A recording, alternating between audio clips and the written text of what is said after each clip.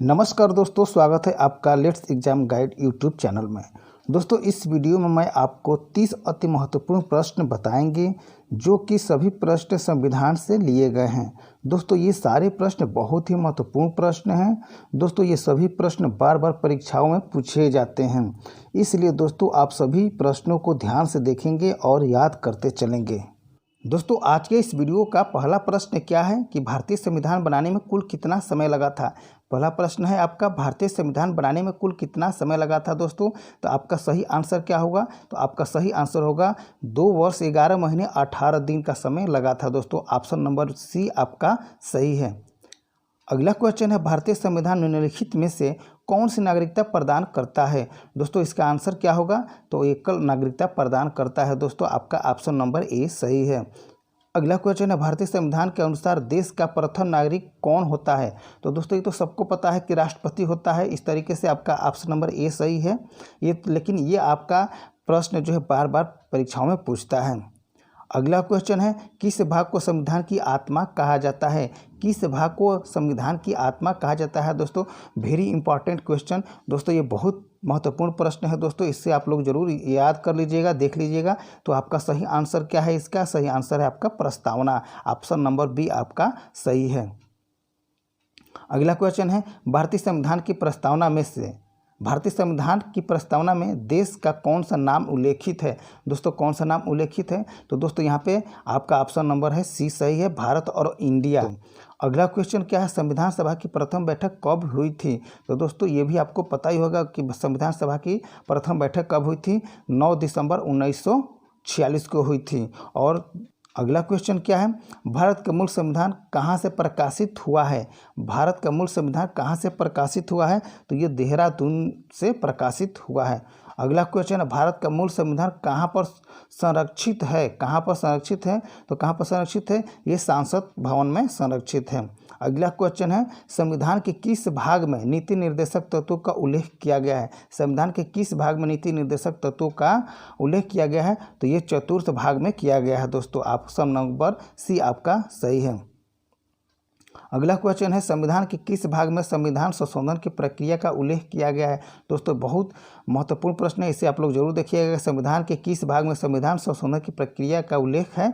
तो आपका option number क्या है? सी सही है, भाग नंबर 20। ऑप्शन नंबर सी आपका सही है।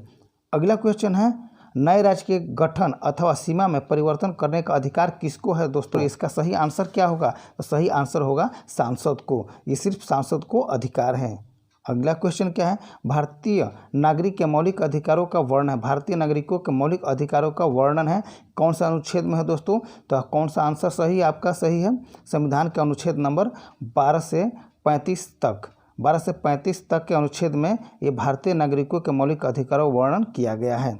अगला क्वेश्चन है, भारतीय संविधान के मूल कर्तव्यों में को शामिल करने का विचार किस देश के संविधान से लिया गया है। दोस्तों, ये भी महत्वपूर्ण प्रश्न है कि भारतीय संविधान के मूल कर्तव्यों को शामिल करने का विचार किस देश से संविधान से लिया गया है। तो इसका सही आंसर क्या होगा? पूर्व सोवियत संघ से लिया गया है, यानी कि रूस से लिया गया है।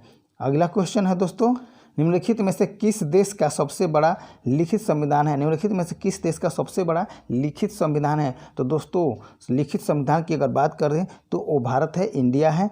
इंडिया को ही मतलब इंडिया का संविधान जो है लिखित संविधान में सबसे बड़ा संविधान है इंडिया का। तो ऑप्शन नंबर सी आपका सही है। अगला क्वेश्चन है, अगला प्रश्न है आपका, पंचवर्षीय योजना की अवधारणा किस देश के संविधान से प्रेरित है। तो आंसर कौन सा सही होगा? सोवियत संघ। ऑप्शन नंबर ए आपका सही है। अगला क्वेश्चन है, 27 संघ की कार्यपालिका शक्ति निहित है किसके प्रति निहित है। दोस्तों, आपका आंसर होगा राष्ट्रपति के प्रति क्या है? निहित है। ऑप्शन नंबर बी आपका सही है। अगला प्रश्न है, भारत में कार्यपालिका का अध्यक्ष कौन होता है। भारत में कार्यपालिका का अध्यक्ष कौन होता है? तो आपका राष्ट्रपति ही होता है। ऑप्शन नंबर बी आपका सही है। अगला क्वेश्चन है, संपूर्ण संविधान को कब लागू किया गया था। संपूर्ण संविधान को कब लागू किया गया था। दोस्तों, इसका सही आंसर क्या होगा? इसका सही आंसर होगा 26 जनवरी 1950। 26 जनवरी 1950 को संपूर्ण संविधान को लागू किया गया था। तो ऑप्शन नंबर बी आपका सही है। अगला क्वेश्चन है, राज्यसभा के सभापति के अनुपस्थिति में राज्यसभा का कार्य कार्य संचालन कौन करता है? कार्य संचालन कौन करता है? तो कौन करता है? उपसभापति करता है दोस्तों। ऑप्शन नंबर बी आपका सही है। अगला क्वेश्चन है, निम्नलिखित में से कौन सा मौलिक अधिकार नहीं है? निम्नलिखित में से कौन सा मौलिक अधिकार नहीं है? तो कौन सा मौलिक अधिकार नहीं है दोस्तों? ऑप्शन नंबर बी आपका सही है। संपत्ति का अधिकार नहीं है। संपत्ति का अधिकार ये मौलिक अधिकार नहीं है। ऑप्शन नंबर बी आपका सही है। अगला क्वेश्चन है, जब संविधान लागू हुआ था तब उसमें कितनी अनुसूचियाँ थी? जब लागू हुआ था तब उसमें कितनी अनुसूचियाँ थी दोस्तों? तो 8 अनुसूचियाँ थी। और वर्तमान में कितनी अनुसूचियाँ हैं? तो 12 अनुसूचियाँ हैं दोस्तों। तो जब संविधान लागू हुआ था तो उस समय 8 अनुसूचियाँ थी। तो इस तरीके से आपका 8 नंबर बी नंबर ऑप्शन सही है, 8 अनुसूचियाँ। अगला क्वेश्चन है, भारतीय संविधान के अनुसार देश की तीनों सेनाओं का अध्यक्ष कौन होता है? तो कौन होता है? तो तीनों सेनाओं का अध्यक्ष कौन होता है? तो राष्ट्रपति होता है दोस्तों। ऑप्शन नंबर ए आपका सही है। तो दोस्तों अगला क्वेश्चन है, संविधान सभा को किसने मूर्त रूप प्रदान किया है? किसने मूर्त रूप प्रदान किया है? तो इसका सही आंसर होगा पंडित जवाहरलाल नेहरू। आपका ऑप्शन नंबर बी सही है। अगला क्वेश्चन है, भारतीय संविधान के किस भाग को उसकी आत्मा की संख्या प्रदान की गई है दोस्तों? तो ये पहले भी हम बात को कर चुके हैं पीछे। ये आपका ऑप्शन नंबर ए सही है, प्रस्तावना। अगला क्वेश्चन है, वर्तमान में संविधान में कितनी अनुसूचियां हैं? वर्तमान में दोस्तों यहाँ पर आ गया ना, वर्तमान में संविधान में कितनी अनुसूचियां हैं? तो आपकी 12 अनुसूचियां हैं दोस्तों, 12 अनुसूचियां। ऑप्शन नंबर बी आपका सही है।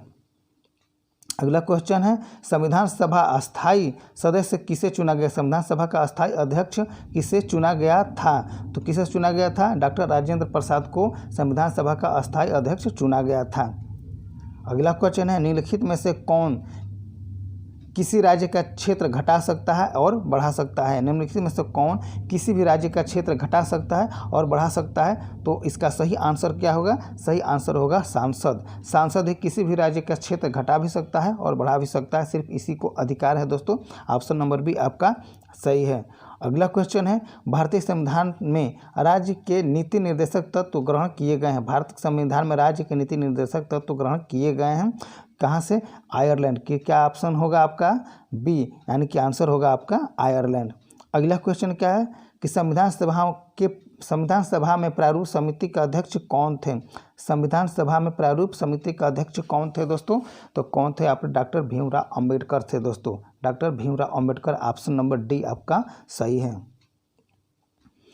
अगला क्वेश्चन है, वर्तमान में भारत संविधान के कुल कितने अनुच्छेद है? भारत संविधान में कुल कितने अनुच्छेद हैं दोस्तों? तो आपका ऑप्शन नंबर होगा बी सही होगा, 395 अनुच्छेद हैं। कितने? 395 अनुच्छेद है। तो दोस्तों आज के इस वीडियो में जितने भी हम लोगों ने प्रश्न हल किए हैं, बहुत ही महत्वपूर्ण प्रश्न थे, अति महत्वपूर्ण प्रश्न थे। तो ये भारतीय संविधान से लिए गए थे और ये बार बार परीक्षा में पूछे जाते हैं दोस्तों। तो इसे आप लोग ज़रूर नोट कर लीजिएगा, याद कर लीजिएगा। तो दोस्तों आशा करते हैं कि आज के वीडियो आपको पसंद आई होगी। पसंद आई हो तो वीडियो को लाइक कर दीजिए। चैनल को अभी तक सब्सक्राइब नहीं किए हैं तो चैनल को सब्सक्राइब कर लीजिए, बेल आइकन दबा के ऑल पे प्रेस कर लीजिए। तो आज के लिए इस वीडियो में से इतना ही दोस्तों, मिलते हैं नेक्स्ट वीडियो में। तब तक के लिए जय हिंद, जय भारत।